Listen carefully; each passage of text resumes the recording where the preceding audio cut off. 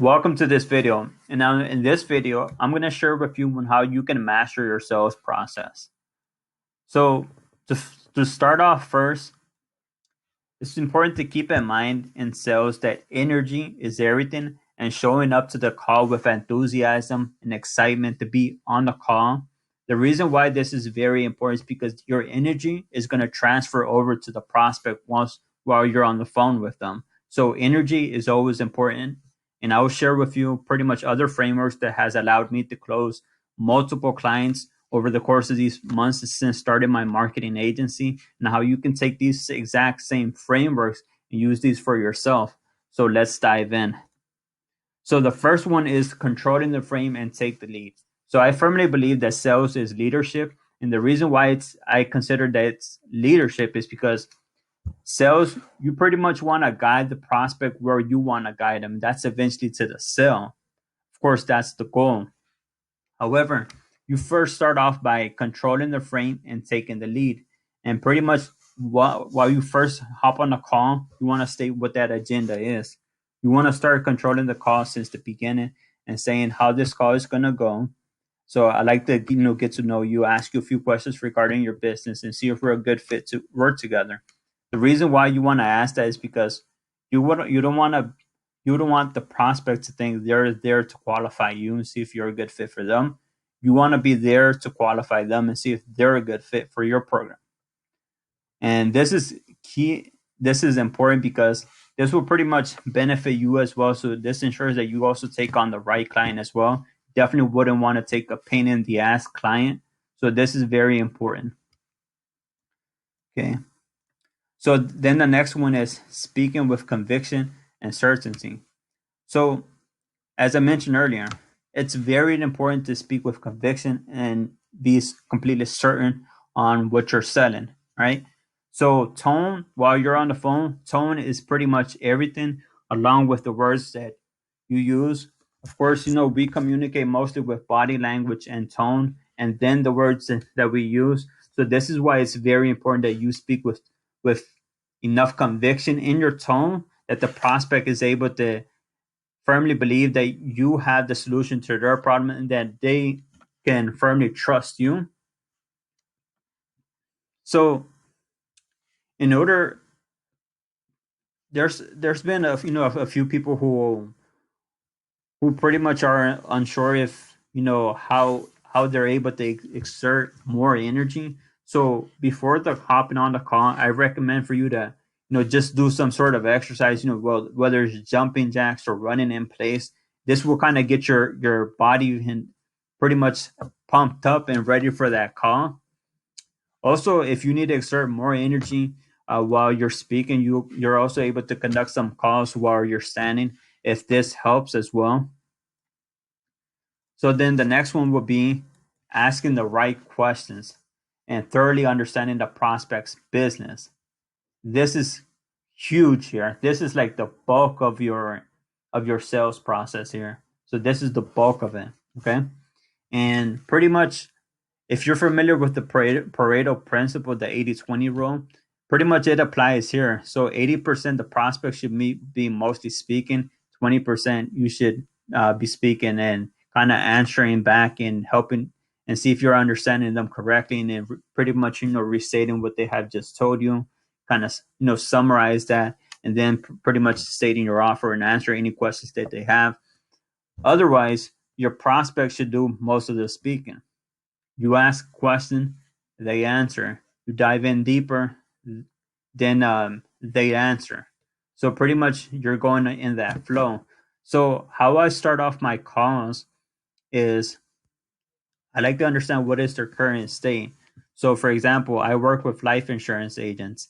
So I like to understand how are they currently getting customers. It's pretty much similar with all, since my only focus is life insurance agents. It's pretty much similar with all of them because lots of them buy leads, lots of them do networking events, direct mails, um, referrals, word of mouth.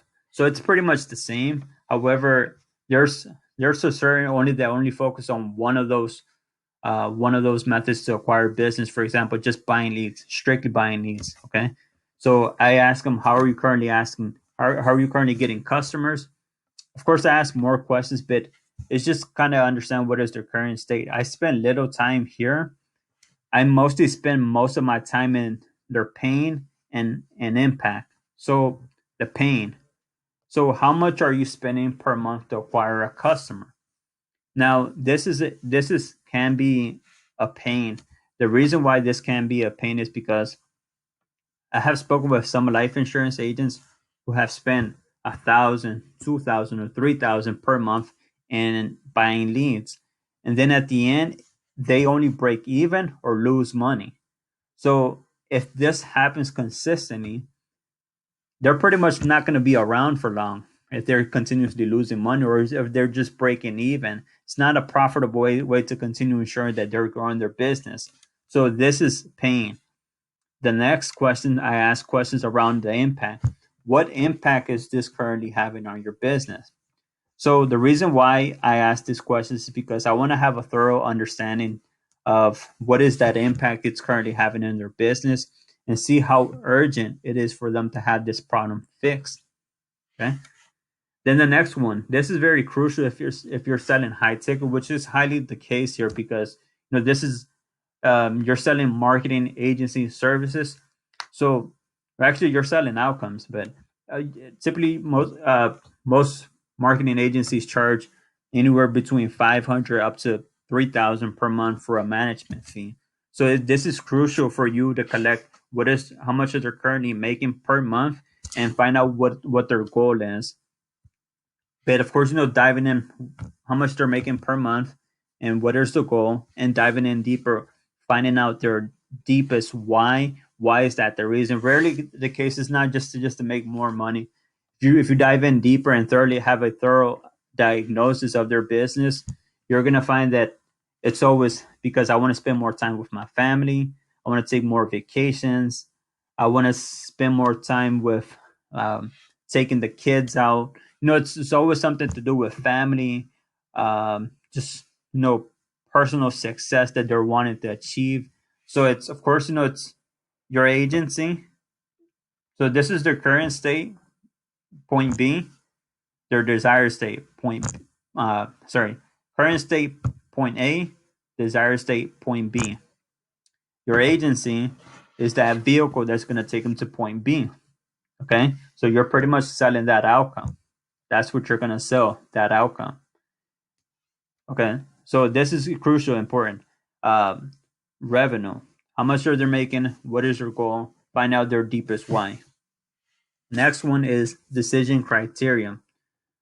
So this allows me to dictate how would they have known once they found that solution and pretty much see where they're at. So I ask questions here, and this allows me to find out what are their buying values. So what's important for them when they're making these buying decisions. Now, the next one will be presenting the offer. So I present my offer based on what the prospect has just shared with me. Okay. So if you did a thorough analysis on understanding what your prospect's problems are and what are the goals, you should present your offer based on what they have just shared with you.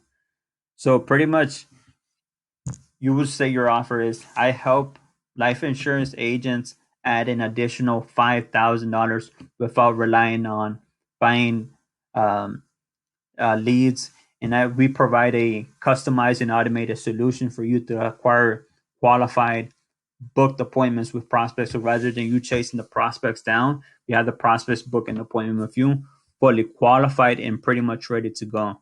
So you present your offer based on around what the prospect has just shared with you. And that's pretty much it. I'll shoot another video on follow up to this one. Let me know what you think about this video in the comments section, or any additional information that you'd like for me to cover in the next video. And also, don't forget to subscribe, give a like for this video. Also, comment below on a specific topic you'd like for me to cover on the next coming video. I release a video like this every single Monday, and we will keep in touch. Take care.